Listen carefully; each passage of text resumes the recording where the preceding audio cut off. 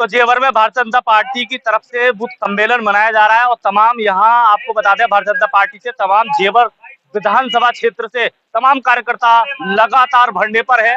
Sai farm house पर मौजूद है। तो गौतम बुद्ध नगर में 4 जून को नतीजे जो सामने आएंगे भारतीय जनता पार्टी के आएंगे 100%, इसमें कोई संदेह नहीं और भारी मतों से जीत से। जैसा मोदी हुक्मरान है ऐसा ही हुक्मरान हमारे पाकिस्तान को मिल जाए तो यहाँ की जो बेरोजगारी है, यहाँ की जो समस्या है, उन समस्याओं से निजात मिल जाएगी। ऐसा वहाँ के पाकिस्तान के हुक्मरानों के लिए पाकिस्तान की आवाम ने कहा है।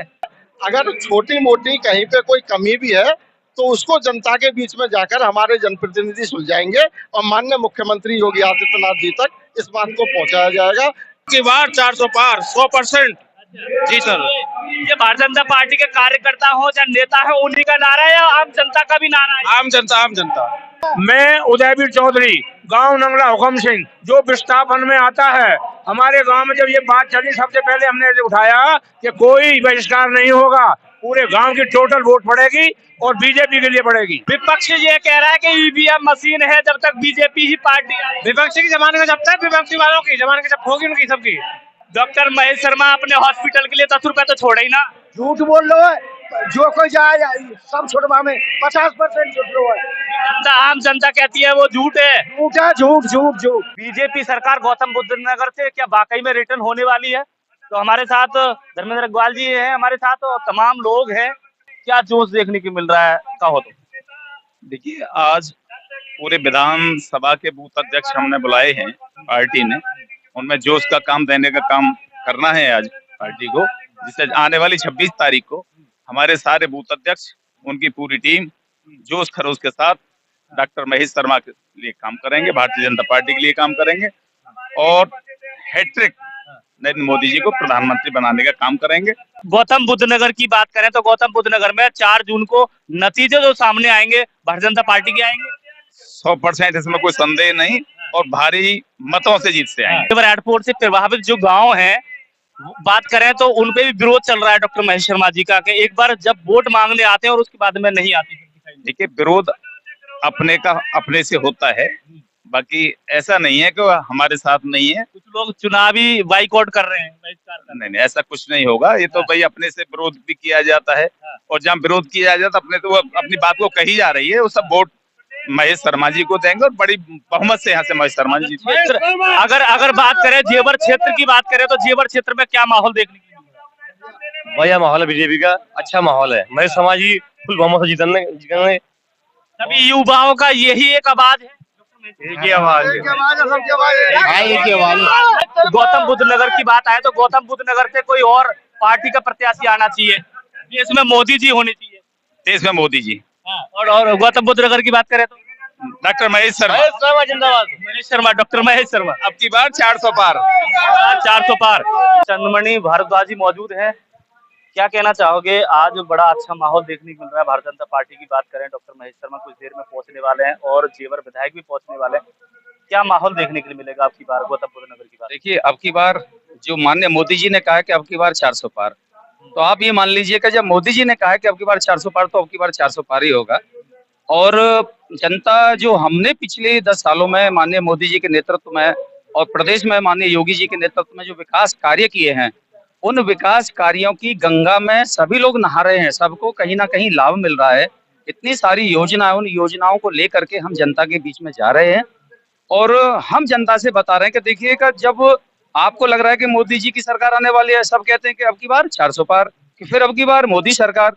जब सभी मानते हैं कि मोदी सरकार आ ही रही है, तो आप मुझे बताइए कि सरकार बनाने के लिए 273 सांसदों की आवश्यकता होती है। अब जो विपक्षी पार्टियां लड़ रही हैं इंडिया गठबंधन के नाम पर, सपा में कितनी है जी? 3 है। कहाँ से लेके आएंगे वो? अगर हम बसपा की बात करें तो उनका एक भी सांसद नहीं है, वो कहाँ से लेके आएंगे 273? अगर हम अन्य जो भी उनके साथ में लगे हुए हैं, बुआ बबुआ और सारे जो विपक्षी हैं, वह सिर्फ अपने आप को बचाने के लिए और इस समाज में जहर बोने के लिए ये सारे लोग मिल करके एक बिना आरोपों के आरोप लगा रहे हैं। तो इसलिए जनता उनको नकार चुकी है, पहले ही नकार चुकी है। इसलिए आने वाले समय में जो 2024 में जो मोदी जी ने कहा है कि अब की बार 400 पार और फिर जनता ने कहा कि फिर मोदी सरकार, इसमें कहीं कोई दो राय नहीं है। ये कहता है कि भारतीय जनता पार्टी ने एक एजेंडा बना रखा है 400 पार। हम भी तो जाते हैं, हम भी तो जनसभाएं करते हैं, पब्लिक चाहती है कि अब की बार बदलाव हो, और उसके बाद में ये 400 पार गाए जा रहे हैं। क्या मतलब है इसका? एक आपको बताया, एक मशीन का है, ईवीएम मशीन का बड़ा सबसे बड़ा मुद्दा है इस बात को लेके। देखिए, उनके पास लगाने के लिए सिर्फ आरोपों के अलावा और दिखाने के लिए कुछ भी नहीं है। जो अगर आप कांग्रेस का चुनावी घोषणा पत्र पढ़ेंगे तो उससे ही आपको अंदाजा लग जाएगा कि ये उनका भारत का चुनावी एजेंडा है या इस्लामिक राष्ट्र का चुनावी एजेंडा है। और वह लोग करते हैं कि 400 पार, कहाँ 400 पार, ये तो विपक्ष भी मान चुका है कि अब की बार 400 पार। और अभी आपने देखा पाकिस्तान में चुनाव हुए थे तो पाकिस्तान में मोदी जी का जादू चला था। वहां की सारी मीडिया ने कहा था कि जैसा मोदी हुक्मरान है ऐसा ही हुक्मरान हमारे पाकिस्तान को मिल जाए तो यहाँ की जो बेरोजगारी है, यहाँ की जो समस्या है, उन समस्याओं से निजात मिल जाएगी। ऐसा वहां के पाकिस्तान के हुक्मरानों के लिए पाकिस्तान की आवाम ने कहा है। तो यह तो जो विपक्षी पार्टियां हैं उनके पास कुछ भी नहीं है। देखिए, मोदी जी के नेतृत्व में आज आप देख लीजिए, चाहे सड़क का हो, सड़क में चहुमुखी विकास हुआ है, चारों तरफ जाल बिछा हुआ है। आप बेरोजगारी के लिए देख लीजिएगा, हर जिले में कहीं ना कहीं शिक्षा का केंद्र खुला है, कहीं लड़कियों के विद्यालय खुले हैं, स्वास्थ्य व्यवस्था में देख लीजिए एम्स की तर्ज पर हॉस्पिटल खुले हैं, एयरपोर्ट इतने बन गए कि जितने 70 साल में विपक्षी पार्टियां नहीं बना पाई। और ये विपक्षी के पास में और कुछ नहीं है, सिर्फ उनके पास में अनर्गल आरोप हैं। जैसे अभी आप देख रहे हैं अरविंद केजरीवाल वाला मसला। अरविंद केजरीवाल ने कहा था जी मैं कमरा नहीं लूंगा जी, मैं 3 रूम का कमरा नहीं लूंगा जी, मैं भ्रष्टाचार करने वालों को जेल भेजूंगा जी। जब आपने भ्रष्टाचार किया और आपको ईडी ने पकड़ करके जेल में भेज दिया तो भैया अब क्यों खिसियानी बिल्ली खंभा नोच रही? आपने देखा मोदी जी एक ऐसे भारत माँ के सपूत हैं जो लाभ के लिए, लालच के लिए राजनीति नहीं करते।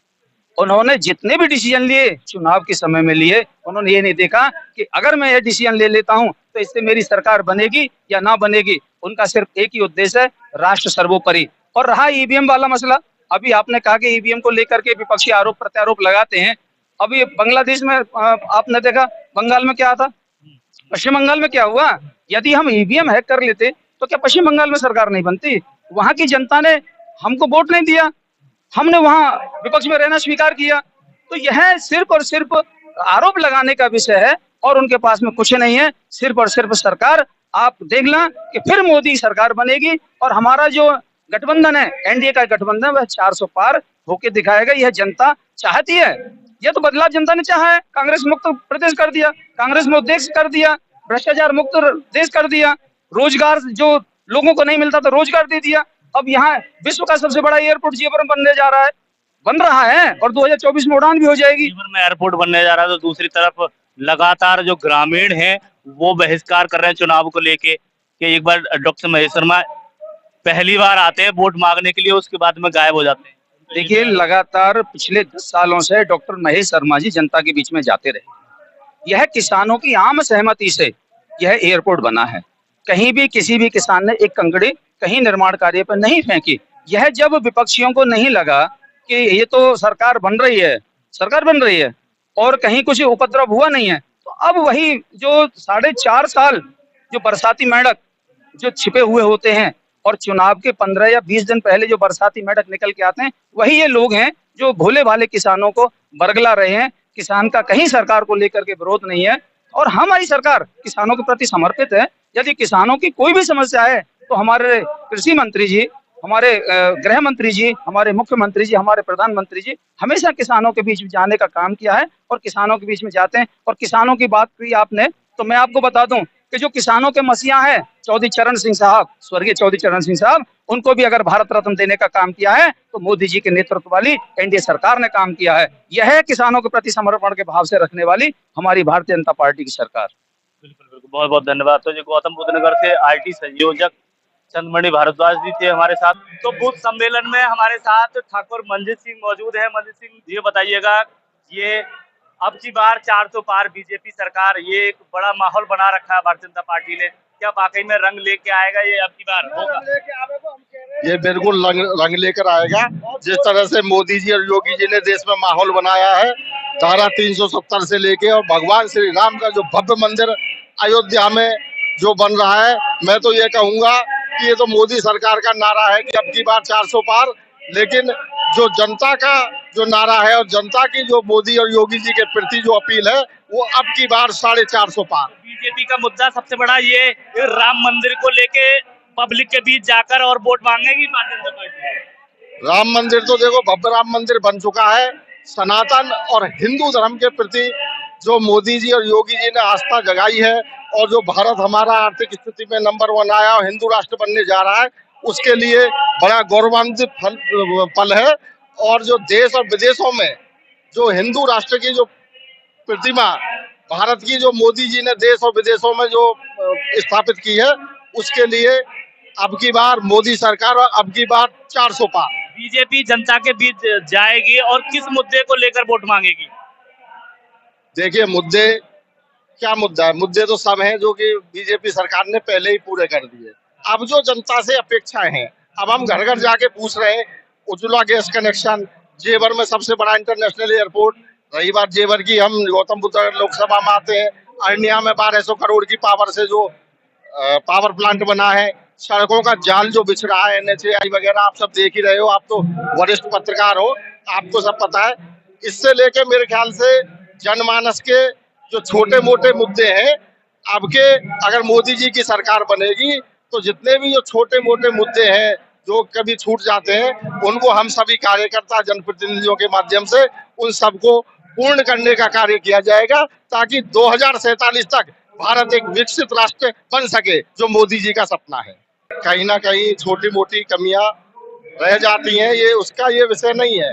किसान, हम किसान हैं, ये सब किसान हैं, सबकी जमीनें गई हैं, लेकिन एयरपोर्ट आने से जो विकास हुआ है, मेरे विचार से यहाँ पर कोई प्रदर्शन और धरने की तो कोई बात रह नहीं जाती है। अगर छोटी मोटी कहीं पे कोई कमी भी है तो उसको जनता के बीच में जाकर हमारे जनप्रतिनिधि सुलझाएंगे और माननीय मुख्यमंत्री योगी आदित्यनाथ जी तक इस बात को पहुंचाया जाएगा। किसान खुशहाल रहे, ये भी मोदी सरकार का एक सपना है, और इस सपने को साकार करने के लिए और भारत को एक विकसित राष्ट्र बनाने के लिए हम सभी कार्यकर्ता मोदी सरकार डॉक्टर महेश शर्मा जी के प्रति सब समर्पित है, और सभी आने वाली 26 तारीख को भारी बहुमत से डॉक्टर महेश शर्मा को विजयी बनाकर कैबिनेट में मंत्रालय दिलाकर किसानों की सभी समस्याओं से उनको छुटकारा दिलाया जाएगा, ये मैं आशा करता हूँ।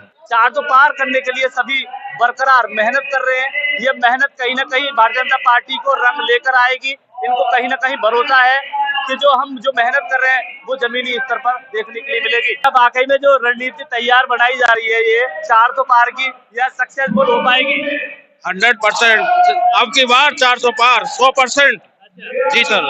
ये भारतीय जनता पार्टी के कार्यकर्ता हो या नेता हो, उन्हीं का नारा है या आम जनता का भी नारा है? आम जनता आम जनता भी बोलती है इस बात को लेके? जी, आम जनता इस नारे को लेकर बोलती है। जी, आम जनता भी यही कहती है 400 पार।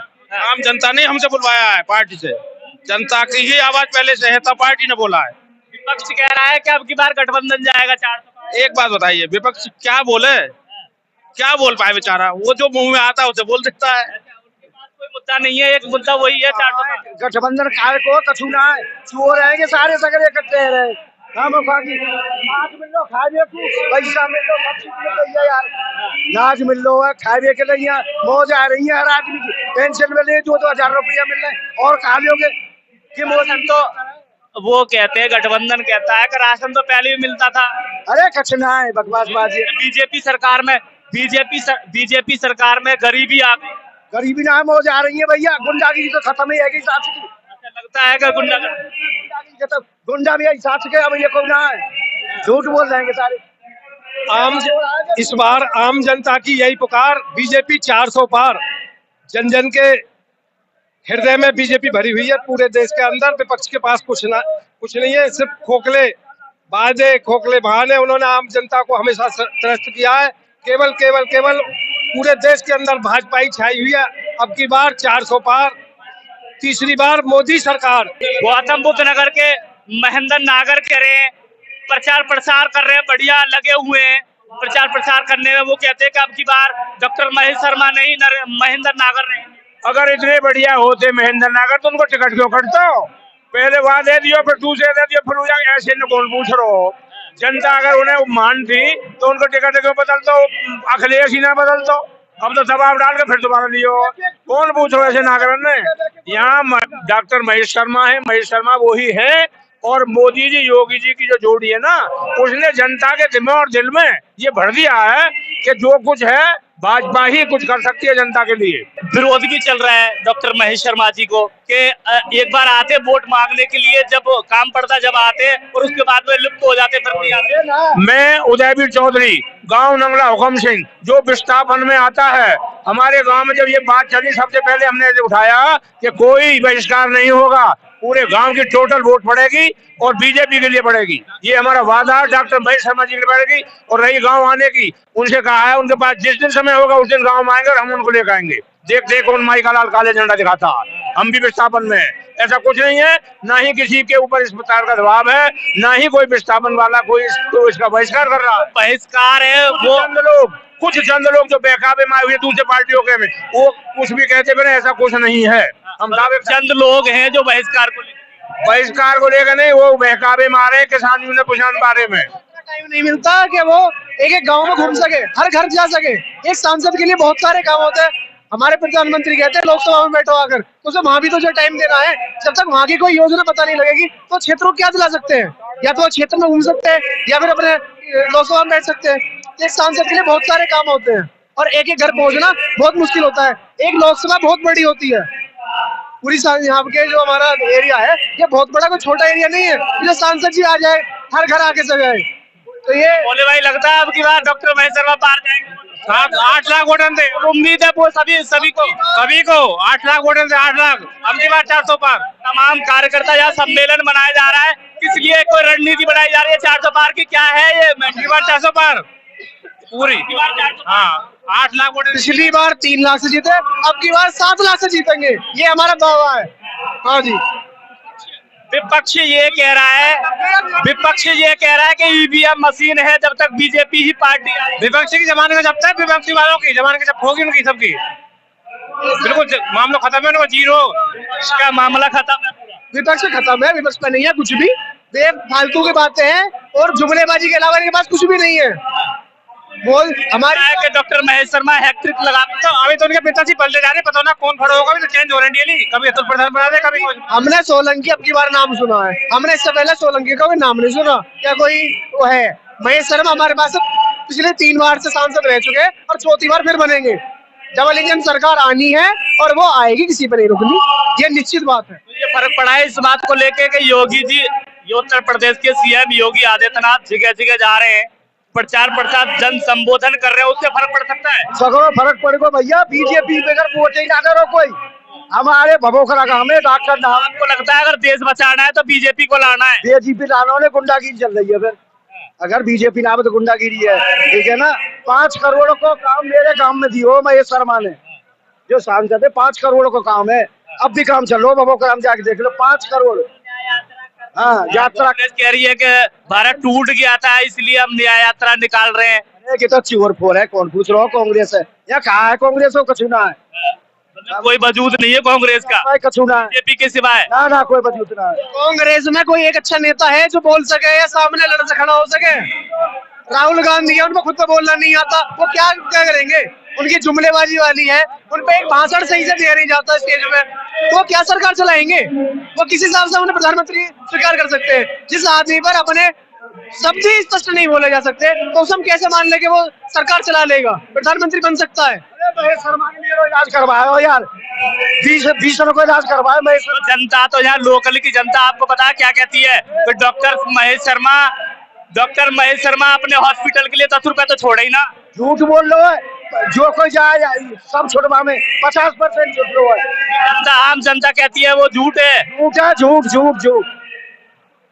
अरे मेरा इलाज महेश शर्मा ने करवाया हो, फ्री में करवाया हो, बताओ। महेश शर्मा ने कटो पर हमारे पास सर्जरी पड़ी है, महेश शर्मा की और कैसे कर ले? अरे ये स्टेसी सारी थी कि भैया की स्टेसी बीजेपी को साफ है जाएगा।